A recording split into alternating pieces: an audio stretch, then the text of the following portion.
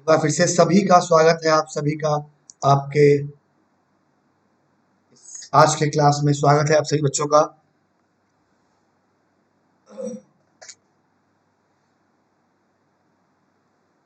ईश, हम कहाँ गायब रहते हैं बेटा? संडे क्लास होती नहीं है। कल थोड़ा सा फंक्शन था घर पे, तो इसलिए कल क्लास नहीं हुई। बाकी तो क्लास हो ही रही लगभग। ठीक है, चलो स्टार्ट करते हैं हम लोग आज का सेशन। आज के सेशन में जैसा कि हम लोग लास्ट वीक में हम लोगों ने कोई प्रैक्टिस सेट नहीं किया था, तो आज के सेशन में हम लोग एक प्रैक्टिस सेट करेंगे। उसके बाद कल से हम लोग नया चैप्टर स्टार्ट करेंगे। ठीक है, तो बढ़िया क्वेश्चंस आपके लिए लेकर आए हैं हम। संतोष कुमार, गुड इवनिंग बच्चा। गर्मी बहुत है भाई।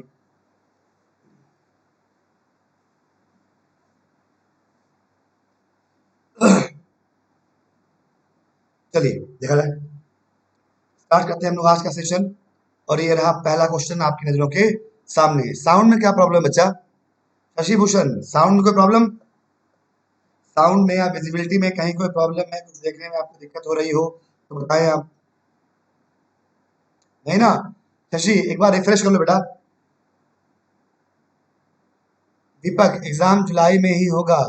तो ये फाउंडेशन बैच का क्लास है ना, तो फाउंडेशन में तो कोशिश थोड़ा मजबूरी है कि स्लो ही चलना पड़ेगा। फिर भी चलो देखो आगे।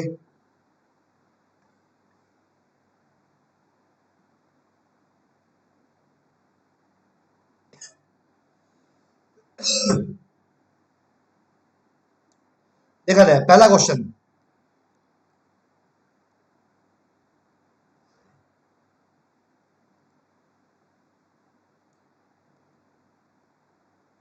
पहला क्वेश्चन कहता है कि India's travel and tourism industry is poised on grow at 7% this year alone. कहता है, अगर इसका मतलब की आप बात करें, इसका मतलब है सेंटेंस का, वही मैं आपको बता दे रहा हूँ। कहता है कि इंडियाज यानी कि भारत की जो ट्रेवल एंड टूरिज्म इंडस्ट्री है, भारत की जो ट्रेवल एंड टूरिज्म इंडस्ट्री है, इज पॉइज्ड। पॉइज्ड का मतलब होता है रेडी होना, तैयार होना, किसी भी चीज के लिए रेडी होना, तैयार होना।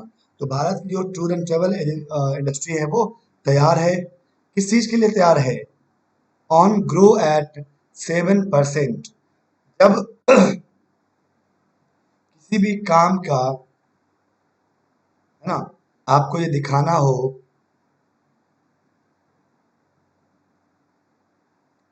जहां पर आप समझ लो बिल्कुल सिंपल भाषा में, जहां पर आपको के लिए का सेंस दिखाना हो, तैयार है किस चीज के लिए? 7% ग्रोथ के लिए। ठीक है, या किसी भी काम के पीछे का जो रीजन होता है उसको दिखाना होता है। इन सारी कंडीशंस में हम लोग यूज करते हैं किसका? 2+V1 का। क्या यूज करते हैं? 2+V1 का। ठीक है, इसके बारे में हम लोग डिटेल में और बात करेंगे, दोबारा जब क्वेश्चन करेंगे तो बताऊंगा मैं आपको इन्फिनेटिव में। India's travel and tourism industry is poised to grow, ready है किस चीज के लिए? To grow at 7% this year alone. केवल इस साल ही 7% ग्रोथ के लिए तैयार है। ठीक है, यहाँ क्या हो जाएगा? ऑन की जगह पर क्या हो जाएगा? टू हो जाएगा। सभी को क्लियर है?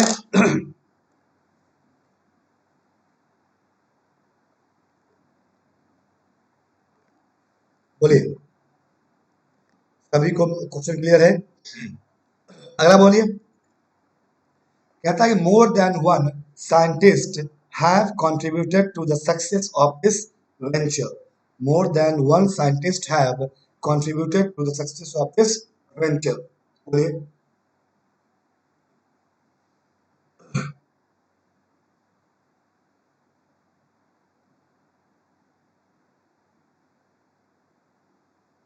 बोलो बच्चों, क्या होगा?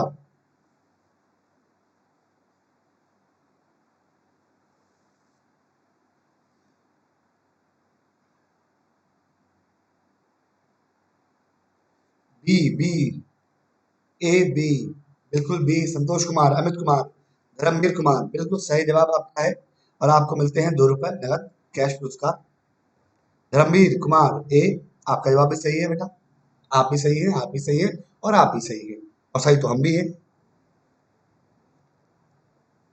और सही तो हम भी है, तो हम सब सही है। सुपर चैट, ये क्या होता है?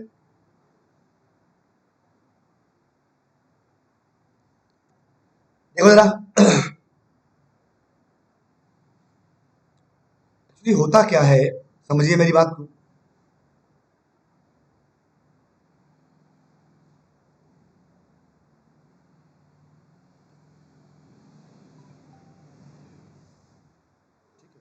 होता क्या है, अगर हम बात करें मोर देन वन की, मोर देन वन की, तो इसके साथ जो सब्जेक्ट आता है या जो वर्ब आती है, दोनों के दोनों कैसे होते हैं? सिंगुलर होते हैं। अगर हम मोर देन की बात करें तो इसके साथ जो सब्जेक्ट आता है और जो वर्ब आती है, वो दोनों कैसे होते हैं? सिंगुलर होते हैं। ठीक है, तो मोर देन वन की अगर हम बात करेंगे तो इसके साथ आने वाला सब्जेक्ट और आने वाली वर्ब दोनों क्या होती हैं? सिंगुलर होती हैं। दोनों क्या होती हैं? सिंगुलर होती हैं। ठीक, तो क्या लिखा है? मोर देन वन, मोर देन वन।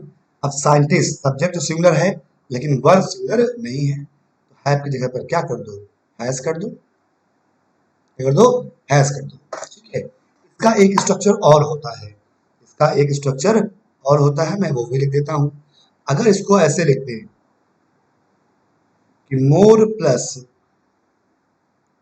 सब्जेक्ट यहां ले आओ, देन वन, तो ये जो सब्जेक्ट है अब यहाँ प्लूरल हो जाएगा, और फिर जो वर्ब आएगी वो भी प्लूरल होगी, वो भी क्या होगी? प्लूरल होगी।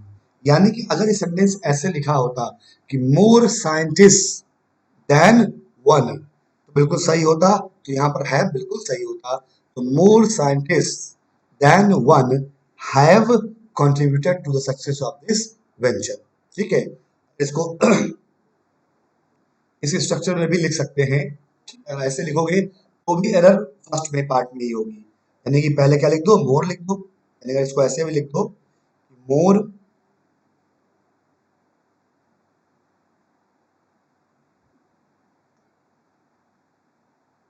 साइंटिस्ट देन वन, क्या लिखेंगे? है। मोर साइंटिस्ट देन वन, क्या लिखेंगे? है लिखेंगे, तो भी बिल्कुल सही है। ठीक है,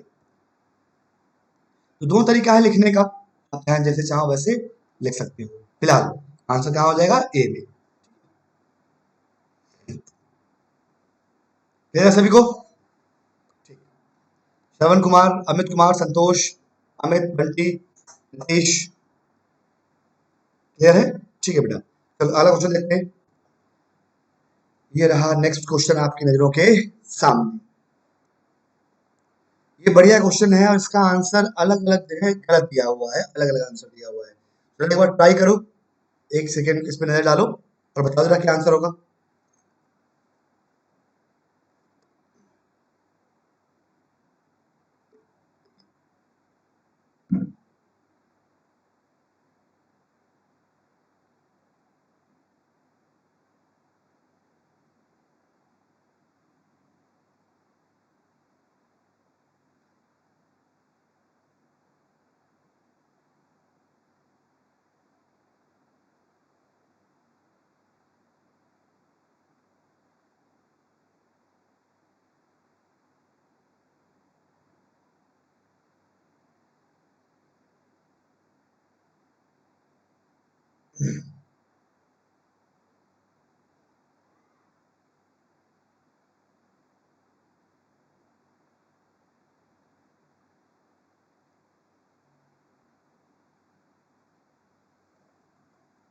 बताइए। बी, आप देखो जरा, मैं देख रहा था एक बुक में उन्होंने क्या किया, video games may not necessarily adversely affect को क्या कर दिया था उन्होंने? इफेक्ट कर दिया था। आंसर में क्या कर दिया, इफेक्ट कर दिया।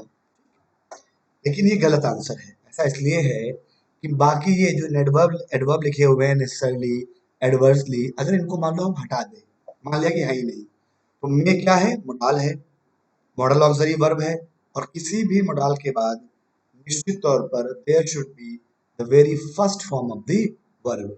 इफेक्ट जो है वो सामान्य तौर पर नाउन के रूप में काम करता है। ठीक है, इफेक्ट वैसे अगर आप डिक्शनरी में देखेंगे तो इसको वर्ब के रूप में भी लिया हुआ है, लेकिन हमारे लिए सामान्य तौर पर नाउन के रूप में ही काम करता है, और अफेक्ट जो है इसी का वर्ब। इफेक्ट किसी चीज का प्रभाव, परिणाम, नतीजा, रिजल्ट होता है। अफेक्ट जो है वो क्या होता है, किसी पे प्रभाव डालना, वर्ब के रूप में अफेक्ट ही काम करता है। तो वीडियो गेम्स में not necessarily adversely affect the academic results in children contrary to the most parents perception। यहाँ पर जो अफेक्ट दिया हुआ है बिल्कुल सही है। कहता है वीडियो गेम संभवतः और जरूरी नहीं है कि बुरे प्रभाव डाले एकेडमी, बच्चों के जो एकेडमिक रिजल्ट है, यानी कि जो उनकी पढ़ाई है, ठीक है, इस पर बुरा प्रभाव डाले, ऐसा कोई जरूरी नहीं है। Contrary to the most parents perception, ये जो स्टेटमेंट है ये विरोध है, विरोधाभास रखता है किससे, ज्यादातर पेरेंट्स का जो परसेप्शन है, जो उनकी सोच है, उनको लगता है कि वीडियो गेम्स उनके बच्चों को बिगाड़ रहे हैं, इस बात के अगेंस्ट है, इस बात के विरोधाभासी, ये मतलब है सेंटेंस का। ठीक है, क्लियर है। तो इसमें नो एरर है, ये सेंटेंस में क्या बच्चों है, नो एरर है। एग्जाम के अकॉर्डिंग इसमें क्या है, नो एरर है, सेंटेंस पूरा बिल्कुल सही है। ठीक है, अफेक्ट वर्ब है और यही होना चाहिए भाई यहाँ पर। अगला, अगला कहता है कि drugs worth ₹10 lakhs were from the MP's apartment by the police। चलिए अब हिंदी बोलते हैं, अब इसका हम मतलब आपको ट्रांसलेट करके बताते हैं, अगर आपको समझ में आ जाए तो आप आंसर बताइएगा। कहता है कि 10 लाख रुपए की ड्रग्स जो है वो एक अपार्टमेंट से, एमपी में एक अपार्टमेंट से पुलिस के द्वारा उत्पन्न की गई, बनाई गई, खरीदी गई, रप्चर्ड, फोड़ी गई, या फिर कन्फिस्केटेड। कन्फिस्केटेड का मतलब होता है सीज्ड, है ना। कन्फिस्केट का मतलब क्या होता है, सीज्ड, जब्त करना। तो ये बताइए जो ड्रग्स मिली होंगी, पुलिस ने क्या की होगी, कॉन्फिस्केट की होंगी, सीज की होंगी, जब्त की होंगी, तो आंसर क्या हो जाएगा, सी हो जाएगा। कॉन्फिस्केट का मतलब क्या होता है, सीज करना, या फिर हिंदी में क्या लिखेंगे इसको, जब्त करना। ठीक है, जब ध्यान रखना। अगला वर्ड, अगला सेंटेंस कहता है linguistic dash of refugee children, जो भाषाई, द लिंग्विस्टिक मतलब भाषाई, जो भाषाई डैश है किसकी, रिफ्यूजी शरणार्थी बच्चों की। ठीक, तो जो भाषाई डैश है शरणार्थी बच्चों का, is reflected in their readiness to adopt, ये दिखता है किस चीज में, जो सीखने की उनकी इच्छा है, जो किसी चीज को स्वीकार करने की उनकी जो तैयारी है, रेडीनेस मतलब बिल्कुल एकदम रेडी है कि भाई हम सीख लेंगे, है ना, इस चीज के लिए। तो इसमें वो चीज झलकती है, वो दर्श दिखती है। तो क्या दिखती होगी, द लिंग्विस्टिक कंजर्वेटिज्म, भाषाई संकीर्णता, या भाषाई एडेप्टेबिलिटी, स्वीकार्यता, क्या होगा, एडेप्टेबिलिटी, है ना। एडेप्टेशन मतलब किसी अनुकूलन, किसी के हिसाब से हो जाना, उसके अकॉर्डिंग हो जाना। ठीक है, तो linguistic adaptability of refugee children is reflected, भाषाई, भाषा सीखने की जो कला है, जो बहुत आसानी से भाषा सीख ले रहे हैं, एडेप्टेबिलिटी है शरणार्थी बच्चों की, वो उनके रेडीनेस पर निर्भर है, उनके तैयार होने पर निर्भर है। ठीक है, उनके तैयार होने पर प्रदर्शित होती दिखती है। इनएडुकेसी मतलब आप जानते हैं, लैकनेस, कमी, किसी चीज की कमी, दैट इज इनएडुकेसी। अगला, many people in Delhi celebrated Diwali in grand way, कहता है कि बहुत सारे लोग दिवाली को बहुत बड़े पैमाने पर सेलिब्रेट करते हैं। दूसरी तरफ कहता है कि द हाई प्राइसेस, दूसरी तरफ लिखा है द हाई प्राइसेस। अब पैसा बहुत ज्यादा है, मतलब कीमत बहुत ज्यादा है, और जब भाई सेलिब्रेट करते हैं, कम खर्चे में होना चाहिए था जहां सेलिब्रेट करना चाहिए था, लेकिन दिल्ली वालों को कोई फर्क नहीं पड़ता। उनके हिसाब से जो है सो आज है, आज जी लो, कल हो ना हो, है ना, वो आज के हिसाब से ही जीते हैं। ठीक। अब कहता है, तो दो जब कंट्रोवर्शियल स्टेटमेंट होते हैं, जब दो कंट्राडिक्टरी स्टेटमेंट्स होते हैं, तो कॉन्ट्राडिक्टरी स्टेटमेंट्स को दिखाने के लिए, एक्सप्रेस करने के लिए हम लोग यूज करते हैं किसका? इन spite of, in spite of का, ऑल्दो, यट का, कॉमा, या ऑल्दो यट या कॉमा का, बट कंजंक्शन का, कई सारे होते हैं, never the less, never the less, however. ठीक है, इन सब का हम लोग यूज करते हैं जब हमको ये दिखाना होता है कि दो कॉन्ट्रोडिक्टरी स्टेटमेंट्स एक साथ जोड़े जा रहे हैं। तो होना ये चाहिए था कि जब प्राइस हाई है तो सेलिब्रेशन कम होना चाहिए था, लेकिन दिल्ली वाले नहीं मानते। हाई प्राइस है, इसके बावजूद बहुत ग्रैंड वे में सेलिब्रेट करते हैं। तो क्या हो जाएगा? C is the correct answer. In spite of the high prices, many people in Delhi celebrated.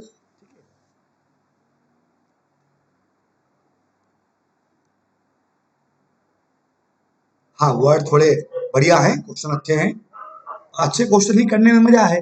आसान आसान क्वेश्चन आपको देख के खाली अच्छे लगेंगे तो सीखेंगे आप कुछ भी नहीं। क्वेश्चन जब बढ़िया होते हैं तो आपको सीखने में भी कुछ अच्छा लगेगा। बिल्कुल इजी क्वेश्चन होंगे तो आप क्या सीखेंगे उससे? कुछ भी नहीं। ना वो सीरियल में कहीं आएंगे, ना वो टैट सुपर टैट में आएंगे, ना एक्स वाई ग्रुप में आएंगे, ना एनडीएस सीडीएस में आएंगे। ठीक है, तो आप तोप तलवार सब चलाना सीख लेंगे तो बाकी प्रैक्टिकल चल चल जाएंगे। उनको चलाने में क्या रखा हुआ है। अगला, बहुत ही बढ़िया शानदार वर्ड्स का कलेक्शन है बच्चों ये, मजा आ जाएगा आपको। बताइए, पहला वर्ड आपको बताना है four alternative, choose the best express, यानी कि साइनो बताना है। चलिए बताइए भाई, कोशिश कीजिए सभी लोग। बढ़िया वर्ड्स हैं। विंडीनेस, पहला वर्ड है विंडीनेस। क्या मतलब होता है विंडीनेस का? बोलिए।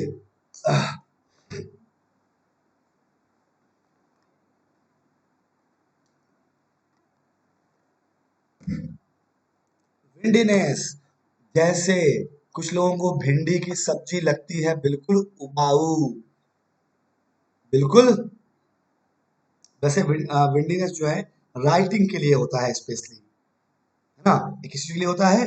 राइटिंग के लिए। जो बहुत लंबी लंबी राइटिंग्स लोग लिखते हैं ना, बहुत लंबा लंबा लेख लिख देते हैं, तो वो लेख जो होते हैं, उन लेख के लिए हम लोग यूज करते हैं इसको, विंडीनेस को। तो विंडीनेस का मतलब क्या होता है, बोलिए।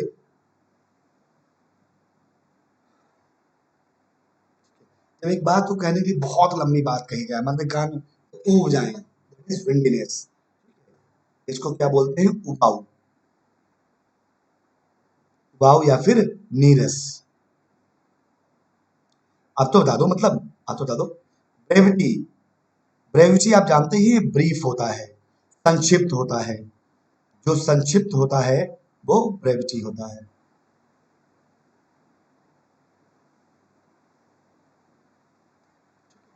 संक्षेप में जो होता है। प्रपोजिशन, प्रपोजिशन का मतलब क्या होता है? प्रपोजल,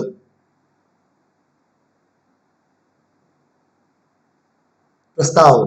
अब तो समझ गए होंगे क्या होगा।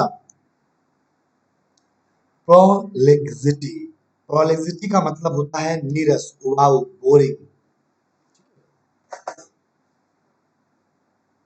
ओके।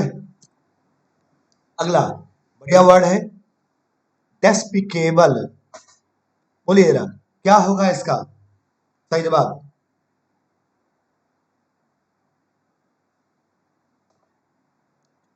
वैसे डेस्पिकेबल का मतलब होता है पैथेटिक, घृणित, बहुत ही घटिया। पैथेटिक मतलब क्या होता है? पैथेटिक, घृणित, बहुत ही घटिया, बहुत ही खराब। ठीक, अब आपको बताना है क्या होगा। तो फेथलेस तो नहीं होगा, अनडिजायरेबल भी नहीं होगा भाई। इसका मतलब घृणित थोड़ी होता है, इसका मतलब पैथेटिक थोड़ी होता है। इसका मतलब पैथलेस और अनडिजायरेबल तो शहीद हो गए।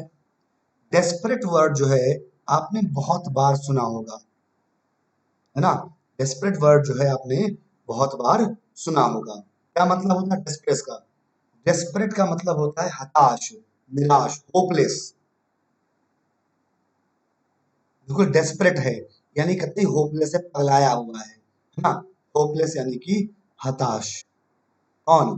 डेस्परेट। तो डेस्परेट हो गया, अनडिजायरेबल हो गया, फेथलेस हो गया, तो भैया डेस्पिकेबल क्या हो जाएगा? कंटेम्प्टिबल ना। आंसर क्या हो जाएगा? कंटेम्प्टिबल। कंटेम्प्टिबल का मतलब ही होता है पैथेटिक, घृणित। कंटेम्प्टिबल का मतलब क्या होता है? घृणित या पैथेटिक, बहुत ही बुरा। ठीक है।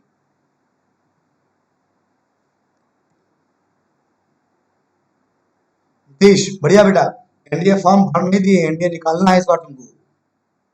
एनडीए बिल्कुल निकालना है, छोड़ना नहीं है। जब तक छोड़ेंगे ना, नहीं जब तक तोड़ेंगे नहीं, छोड़ेंगे नहीं, है ना। चलिए अगला देखिए।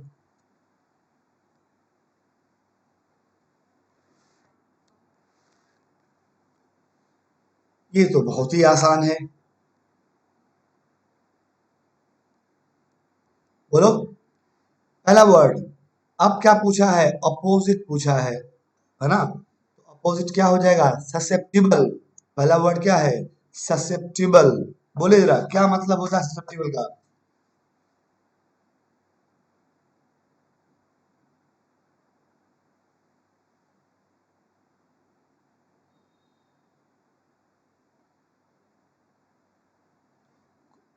ससेप्टिबल का मतलब होता है अति संवेदनशील।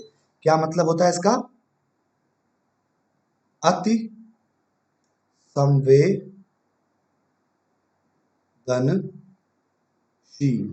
अति संवेदनशील यानी कि easily affected by, easily affected,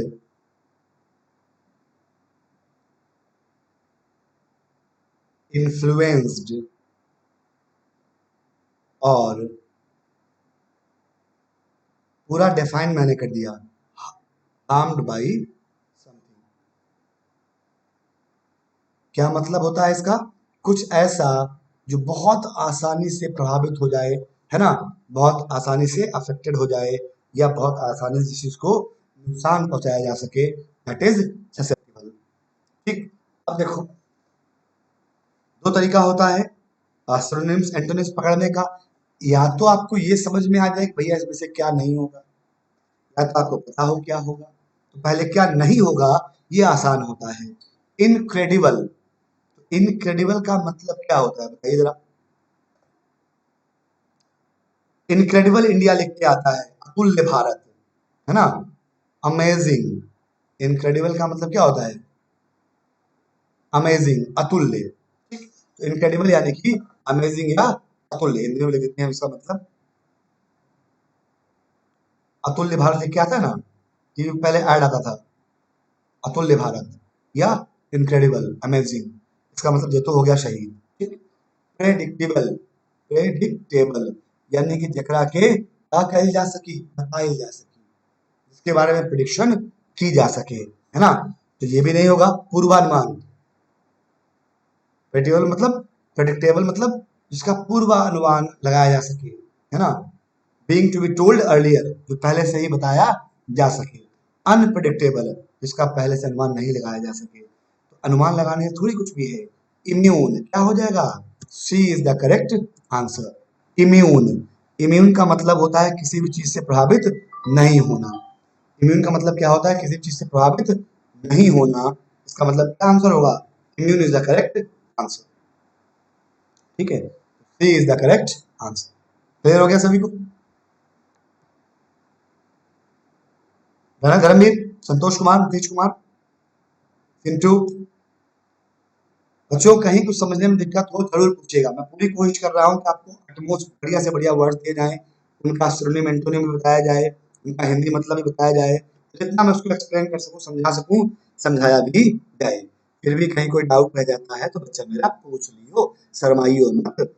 जिसने की शर्म उसके फूटे भैंस। समझे? और किसी को शर्माने का अगर विशेष मन करे तो अपने घर में कोई कोना ढूंढ लेना, वहां बैठ कर शर्मा लिया करो। क्लास में शर्माना बिल्कुल मना है ना। चलो अगला वर्ड बहुत ही बढ़िया वर्ड है, ल्यूसियस। बोलिए जरा क्या होगा ल्यूसियस का मतलब, बताओ जरा क्या मतलब होता है ल्यूसियस का।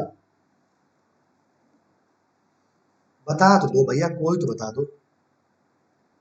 ये गलत बात है, ये तो गलत बात है।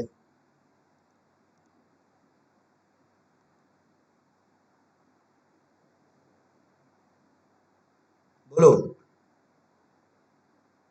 इसका मतलब होता है बहुत स्वाद भरा हुआ, सम्चुअस, स्वादिष्ट, अपीलिंग टेस्ट, जिसमें बहुत बढ़िया टेस्ट होता है, बढ़िया खुशबू होती है ना। क्या लिखेंगे, इसको लिख ही देता हूं मैं। वेरी अपीलिंग टेस्ट और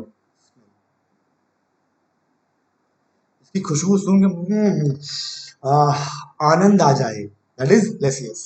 ठीक है। अब पूछा है इसका अपोजिट। क्या पूछा है, अपोजिट। ठीक, बताइए जरा। डेट्रियोरेटिंग,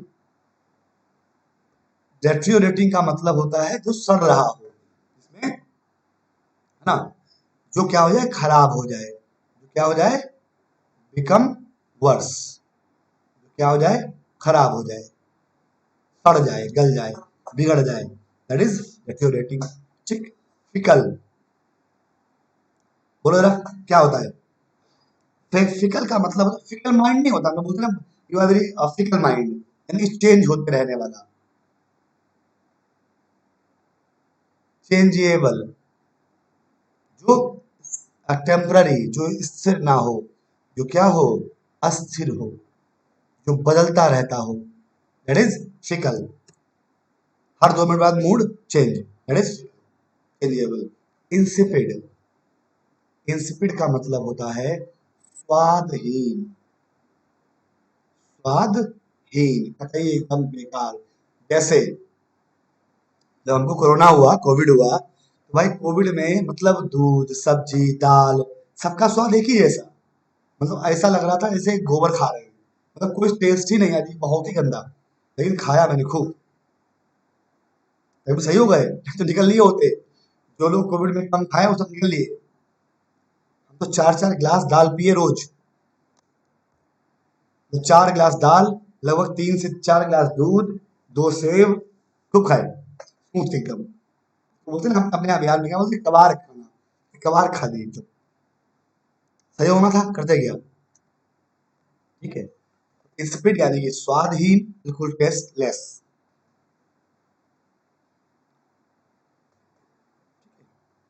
इसमें मतलब बिल्कुल स्वादहीन, having no taste, no flavour, that is insipid. तो आंसर क्या हो जाएगा हमारा, अपोजिट पूछा है तो क्या हो जाएगा, B is the correct answer. दबा दिए, बिल्कुल बेटा दबा दिए।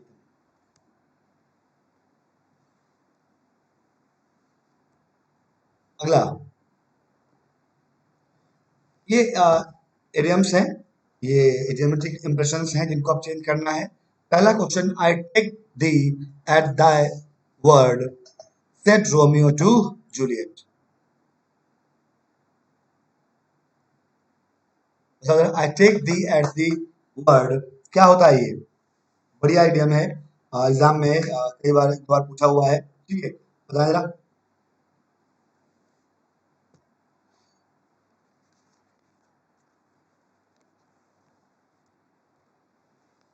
कौन बताएगा, नीतीश कुमार, बोलिए बेटा क्या होगा।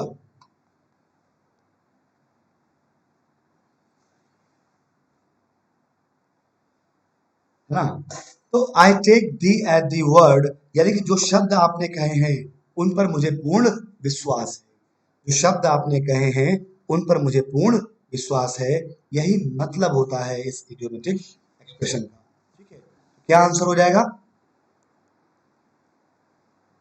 Truly believe you. क्या आंसर हो जाएगा? ट्रूली बिलीव यू, ठीक है। अगला है the village headman pretends to be a good Samaritan. Good Samaritan का मतलब क्या होता है? समैरिटन एक ऐसा व्यक्ति होता है जो सबकी मदद करता है।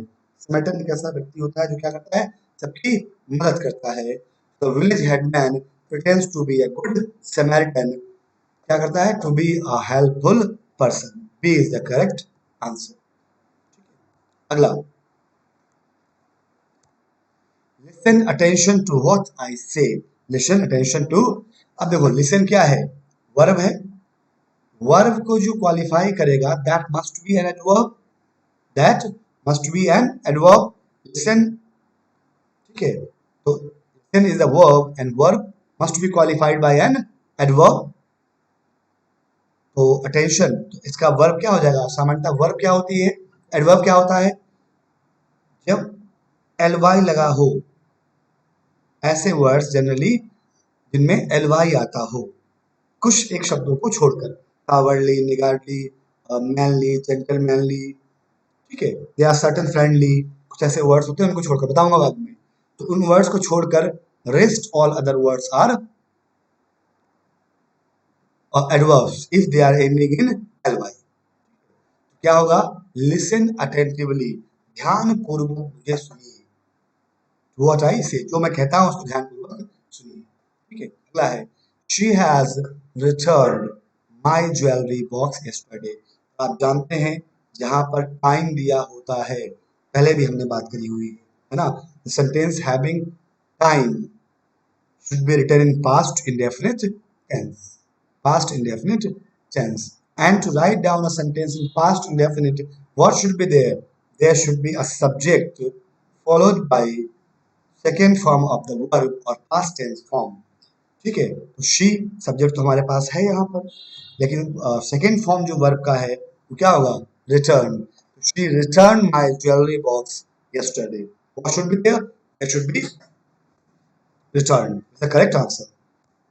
अगला, I acquainted him about the fact of the case. जब भी जान पहचान की बात की जाए, है ना, जब भी किसी से परिचित होने की बात की जाए, there should be the use of a preposition with. जब भी साथ की बात की जाए कहीं पर, there should be the use of a preposition with. acquaint मतलब होता है किसी से परिचित होना, ठीक।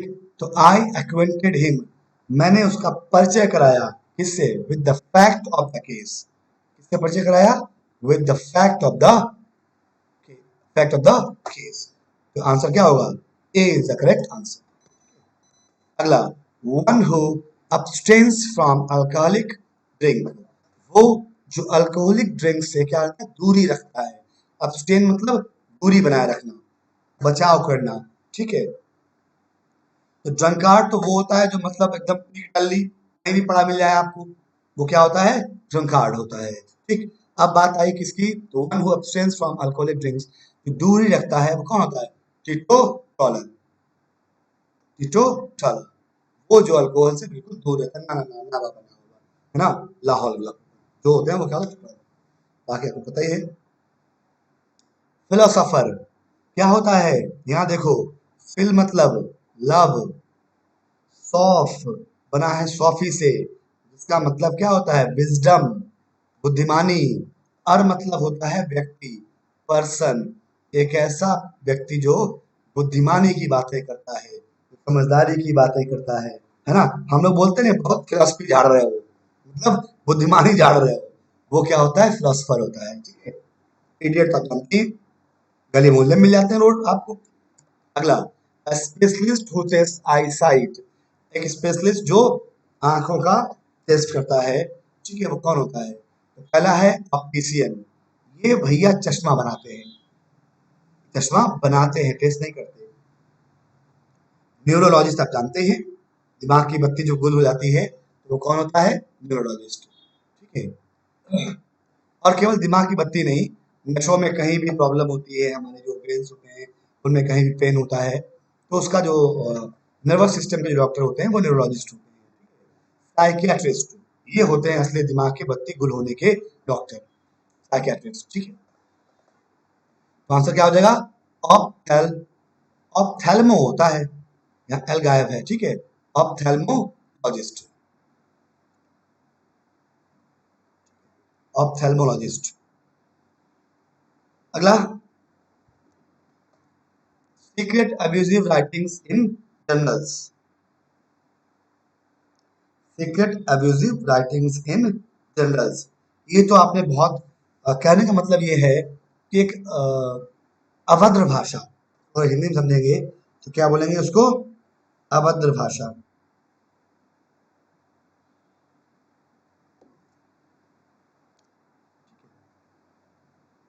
यहाँ पर एल बढ़ा लेना, ऑप्थेल्मोलॉजिस्ट, थैल्मोलॉजिस्ट। कभी हम भी कंफ्यूज हो जाते हैं भाई। अब देखिए, secret abusive writing in journals, ये न्यूज़पेपर में आप देखते होंगे कि कुछ कॉलम में कुछ लोग जो है अपने पर्सनल ब्लॉग पे स्पेशली बड़ा अभद्र भाषा का प्रयोग कर लेते हैं, ठीक है। तो that is secret abusive writing in journals. Journals का मतलब होता है पत्रिका, मैगजीन्स, ठीक। वो होता है स्क्यूरिलस। सरकास्टिक जो होती है ये व्यंग्यात्मक होती है, व्यंग किया गया हो, कटाक्ष किया गया हो, व्यंग्यात्मक। तो जब किसी की मजाक हंसी उड़ाते हैं तो वो क्या होता है? सरकास्टिक होता है। लेकिन वो अभद्र नहीं होती, अब्यूजिव नहीं होती, गाली गलौज नहीं होती, किसी के लिए बुरे वर्ड्स नहीं कहे गए होते, वो क्या होता है? स्क्यूरिलस। स्पेकुलेटिव तो आप जानते हैं, काल्पनिक इमेजिनरी से नहीं होता है। अगला क्वेश्चन, अब आपको बतानी है सही स्पेलिंग। पर्जन क्या होता है? COE, सही स्पेलिंग क्या होती है? COERCION, है ना? COERCION। इसका मतलब होता है जब किसी चीज के लिए कोई आप दबाव डाले, प्रेशर डाले, दैट इज कोर्जन। क्या हो जाएगा? Do something by using force, do something by using force, किसी पर दबाव डाल कोई काम करवाना। ये कुछ क्वेश्चंस थे आज के लिए, कुछ अच्छे क्वेश्चंस मैंने आपको कराए। कैसा लगा आपको आज का सेशन? कमेंट में जरूर बताएं, कमेंट में आप जरूर बताया करिए। तो उससे और कोई डाउट हुआ करे वो जरूर पूछा करिए। कोई वर्ड आपको क्लियर नहीं हुआ हो, कोई स्पेलिंग आपको क्लियर नहीं हुआ, या कोई ऐसा क्वेश्चन जो कहीं आपको समझ में ना आया हो, कोई ऐसा पॉइंट जो आपको आज तक समझ में ही नहीं आया, वो जरूर पूछे मुझसे आप। महादेव कृपा रहेगी, मैं जरूर कोशिश करूंगा कि मैं आपको वो जरूर समझाऊं, ठीक है। थ्योरी के पार्ट में बहुत सारी चीजें हम लोग डिलीवर करते ही हैं, फिर भी कुछ समझ में ना आया जरूर पूछिएगा, ठीक है।